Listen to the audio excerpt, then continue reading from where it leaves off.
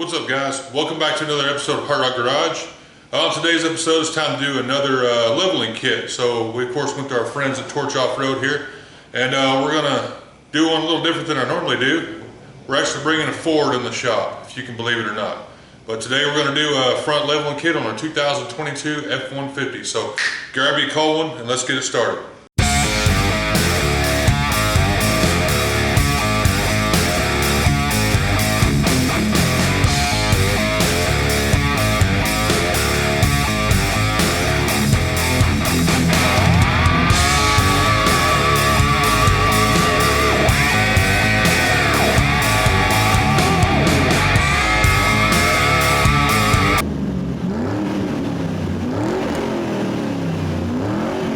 Hey guys, so here's the first Ford I've ever had in my shop, and it's a nice one too. This is a 2022 F-150, four-wheel drive, all that good stuff. Really cool truck. It's one of our work trucks, kind of like that Chevrolet I did in my previous video. So this one has only got 17,000 miles on it so far. It runs down the same roads that I run down in my Chevy. So we're gonna go ahead and raise the front up a little bit so maybe it doesn't tear that air dam off like most of the other trucks do. So we're gonna get that kit put on this one and see how she looks. So, this is just gonna be the front kit only. So we've got the strut spacers here. Got your pre-machined holes, pre-threaded. Hardware, the new studs and nuts. They give you these good sticker packs. They always give you the courtesy letter like I've shown you in previous videos. And a good detailed instruction deal, and you can follow this steps 1 through 11 here and just check it off as you go. It's really good to have. It's really nice they send all that, and then they also send you this little diagram that kind of shows you how the strut spacer works, stating that, you know, it may not look like 3-inch or 2-inch or whichever one you may have, but it actually is because of the way this works, and that kind of simplifies it for us. So that helped me a lot too. Anyway, we're going to go ahead and get prepared. I'm going to go ahead and just put the truck on jack stands, because I mean, you guys know how to do that already, and it states to do so in the instructions anyway. But I'm going to go ahead and get it on jack stands, get the wheels off, and get it ready to go. Alright, y'all.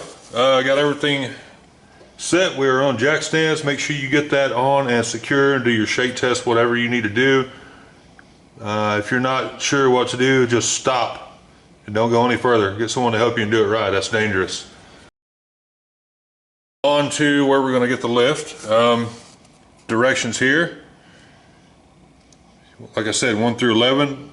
I go through and I check mark things, and then I've put the size of the wrenches for each line for what you're dealing with here, and I will put that into editing so it's easier to see. But first thing we're going to do is, since it's up here, I put some WD-40 on everything, and we are going to remove the sway bar end link, which is this right here.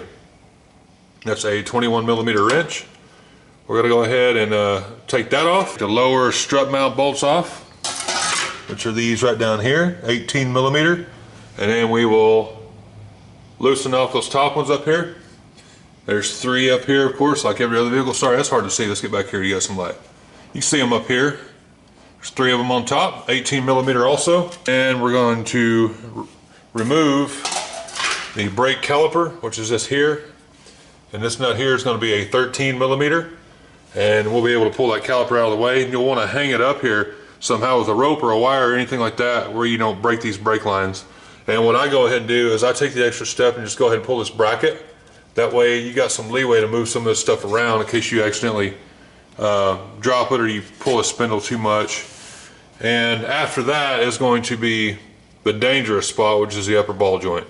This is the last thing you remove, and once I get to that point, I will go ahead and explain a little further on safety on that. Even with the wheels off and A-arms hanging all the way down, there's quite a bit of load on this spring right here, so you don't want to get yourself hurt. So we'll go ahead and pull everything off. I'll show you that as we go, and then once we get here, I'll show you a safety precaution to do, and then we'll start putting our new spacer in.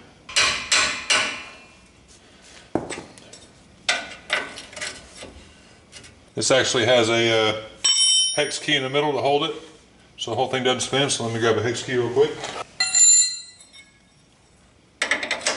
Just hold that here, spin your nut around. That's loose and out of the way. I'm gonna go ahead and just put that nut on there so I don't lose it. Here is your two lower strut mounts. These are 18mm like I showed you. So it's the same thing as that sway bar link I just showed you up there. Just pull these nuts off, these two here, and then we're gonna come up here and do the same thing with these. Here, and you can actually get up underneath the hood here on this Ford. It's got a lot more room than my Chevrolet did. You can get up there and knock them out with a ratchet or a impact if you got it.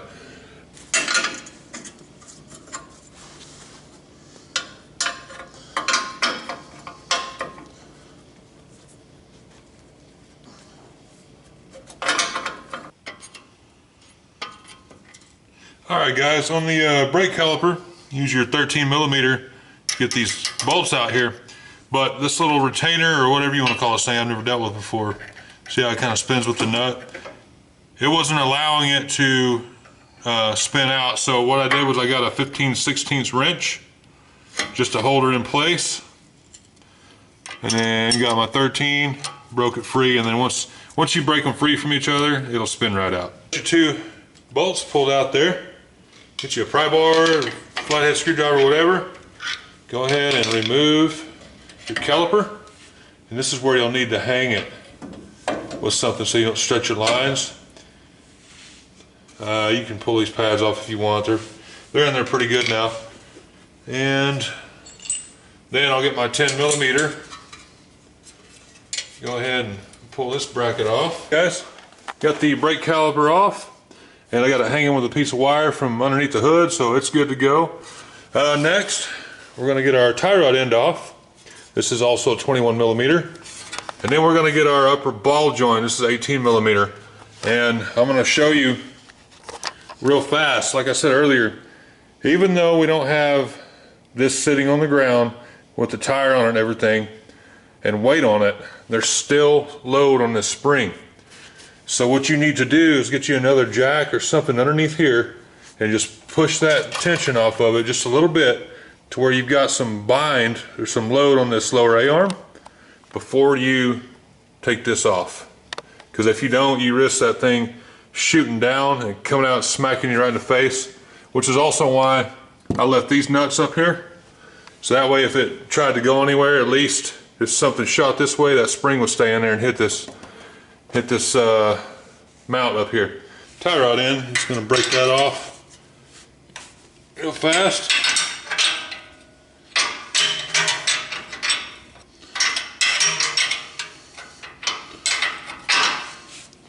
Nut is off. Now what I do, if you've ever seen any of my other videos, they have tie rod tools, the pitchforks. I don't ever use them on these. One, you tear up the boot. Two, it's just that much more work and it doesn't really work that well to me. I just hit the spindle here. Now, you just need to give it a few love taps, you know, nice and easy. Just don't hit your dust shield.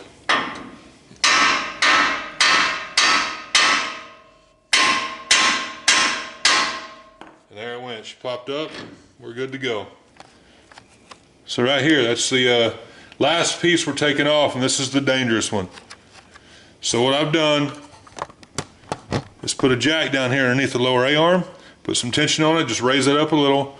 Don't raise it up so high you pull it off your dang jack stands, but just get a good load on it, and then we'll bust this free, and then we're going to do this. Then we'll bust this free right here, and then we're going to do the same thing we did on the tie rod end. We're just going to hit the spindle here till it pops up. Alright, we're right about the end of the threads. Now you can see we got that space there. Don't stick your finger in there. We got space right here, and this hasn't separated yet. So what I'm going to do is hit this just like we did on the tie rod end here to allow that to separate, but this is going to hold it from shooting off. And we also got the jack down underneath the lower control arm for extra safety. So these are all the precautions I take, and it's helped me a lot over the years without having any major damage or injuries. There it went. See it pop? Still has some good tension on it. We'll get that 18, and it is got some pretty good tension. So what I'll do is go ahead Put a little more load on the jack there. Yeah, okay, so I can move that by hand, so it's all right. The load is pretty much off of it, so it's safe to go ahead and separate this thing. For added security sometimes, I'll get a bar or something like that and just push this down, so you know for sure it's not gonna fly off and smack you. Then just let that go. Boom. Now we're ready to go ahead and finish pulling these nuts off the top of your strut. And then we'll lower that control arm down, pull the strut out. That's off the upper strut mounts. We know the nuts are off the lower strut mounts, so what I'm gonna do is go ahead and take the pressure off of that jack, let that thing come down. Be sure just to watch your brake lines and everything, make sure you don't have something pinched or something like that. And lower down and we'll pull that strut out.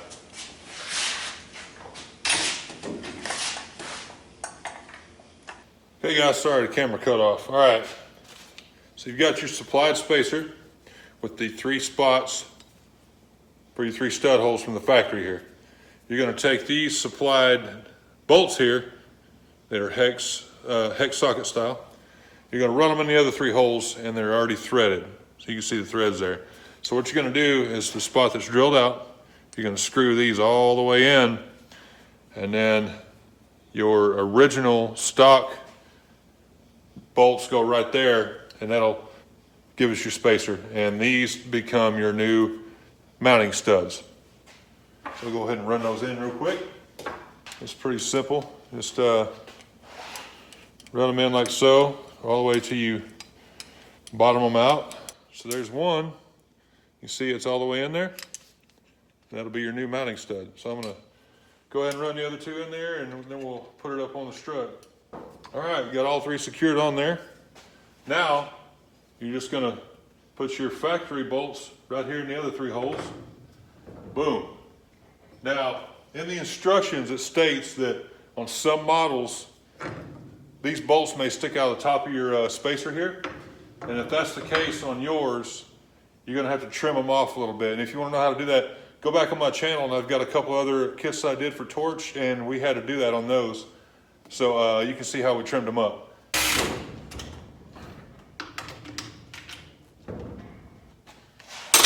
All right, bolted up, ready to go back in the truck.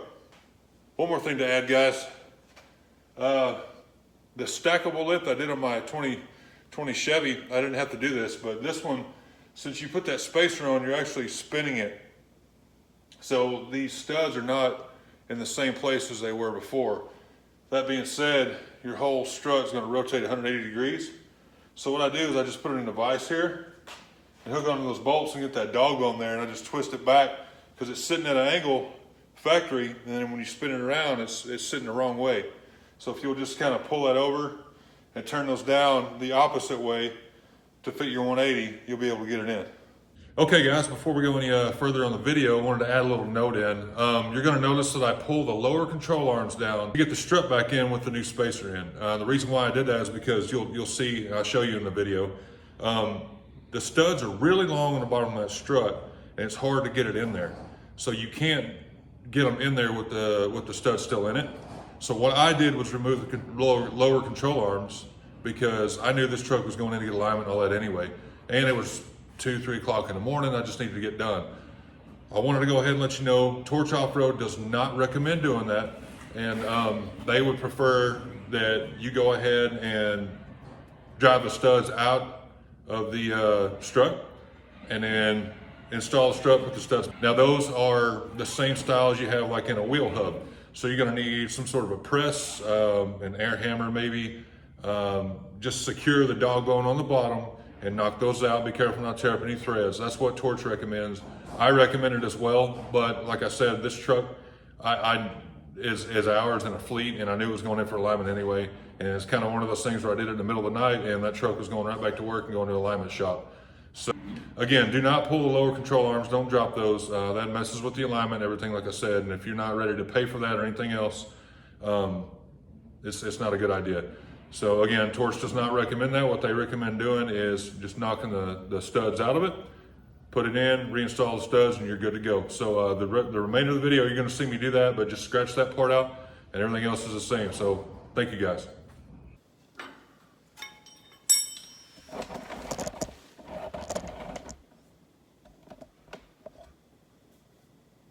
Okay, so what we'll do, since we got our jack down there, go ahead and pull these bolts out.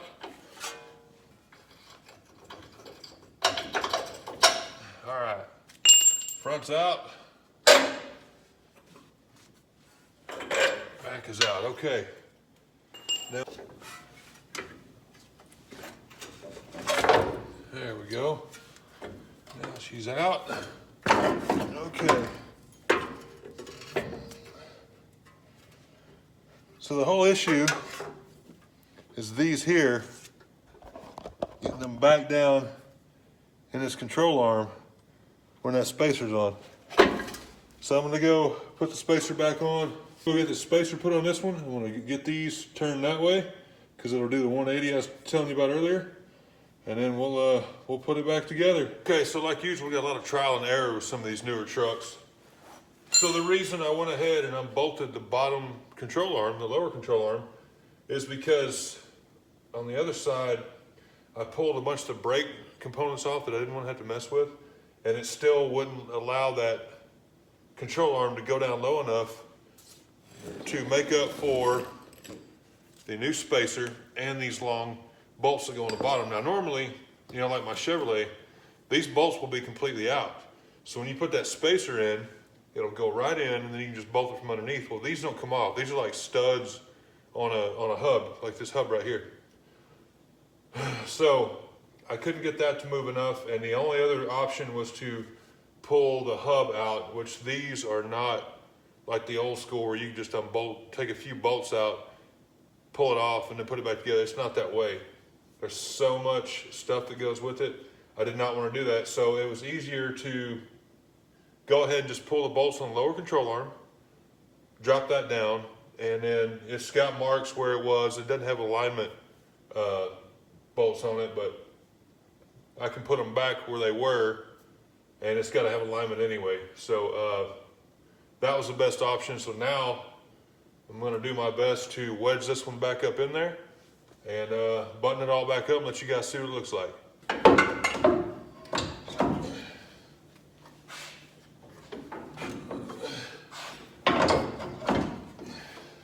Okay, I run one of these nuts up here.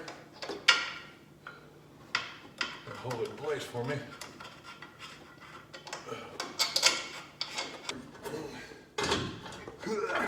There we go. There it is. All right. On the top of the strut, we got the two studs going through the lower control arm of the strut. So now we'll go ahead and just raise it up a little bit, do a little persuasion. Yep. Imagine we put our nuts on the bottom. So now, just gonna run this up a little bit with our 18 millimeter. You don't want it tight, you just want it enough to hold it. And the jack is right on the other one, so I'm gonna leave that be and then move the jack. So here we go. Here, this one's already trying to go in. So I'm just gonna move this jack over. And we'll start just raising it up a little bit at a time.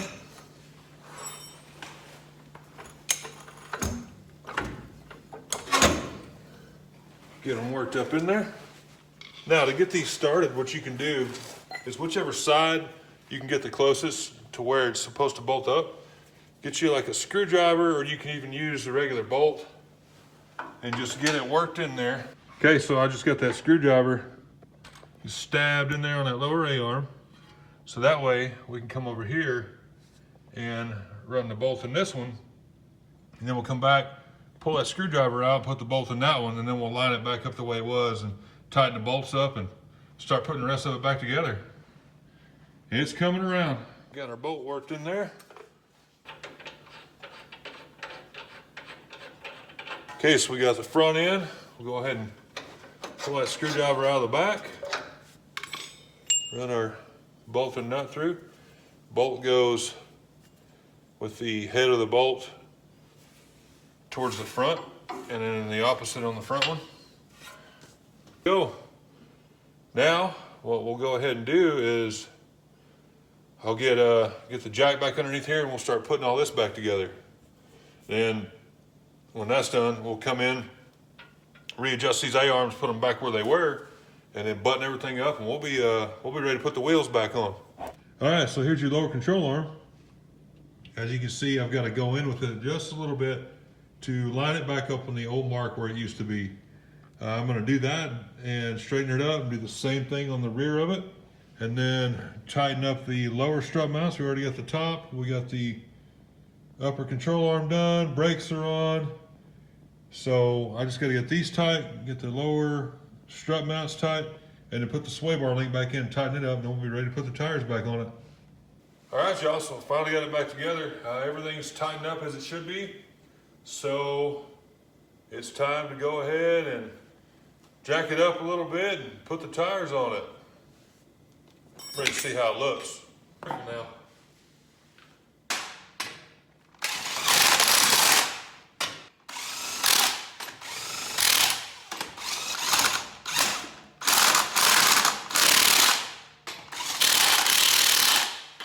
Okay, so running into those A-arm issues, I wasn't ready for that. It is 3 o'clock in the morning. So I'm gonna go ahead and pull the truck out, go in and get a few hours sleep, and then I'll come back out tomorrow and get it cleaned up and let you guys see what the finished product is. So we'll see you tomorrow. Well guys, here it is, finished product. Got some good wheel clearance here. So that's really gonna help on these rough roads we go on. Turned out pretty good. This is probably one of the, this one here was a little more, I had to do a little more work on this one just because of having to drop that low control arm, but it still wasn't bad. Trial and error, like I said, it took me longer than planned just because I didn't know. But it's pretty simple. This is just another good affordable kit. Gets you some wheel clearance and ground clearance, and looks really good. These trucks look nice. Even stock rims look good on this little kit here. So it, again, you can see it was just the front. All we did was the front struts, nothing on the rear. So it nothing on the rear. So it just brought it up, made it look like a bigger truck, made it actually look like a 4x4 now. All right, guys, that's going to do it for this episode. I appreciate you tuning in again.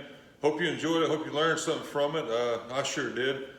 I want to remind you that you can save 10% on this kit, any other kits I did on my other 5 videos, or anything else Torch Off-Road brand. If you go to www.torchoffroad.com and use that promo code ROCK10, that's going to save you 10% on any of their Torch brand products. And now you can also save 10% on any MaxTrack products that are on the website. Now these are bigger kits than the regular Torch Off-Road leveling kits. So you can get from 3.5 all the way up to 6.5, I believe is the biggest one. I would have to go back and verify that, but go on and check that out. And those kits are a little more expensive because they're the bigger kits. So if you're looking for something that's a little more than that 2 or 3 inch kit that you've seen me do in my other videos, check out the MaxTrack products. And again, they're gonna let you save 10% with that same promo code, HeartRock10. So check them out. We appreciate you guys watching. Tune in to any of our other videos on the channel if you haven't seen them yet. We've done 5 other videos, so there may be one for your particular vehicle. As always, guys, appreciate you watching. Subscribe if you haven't already, and look forward to seeing you guys in the future. See you next time.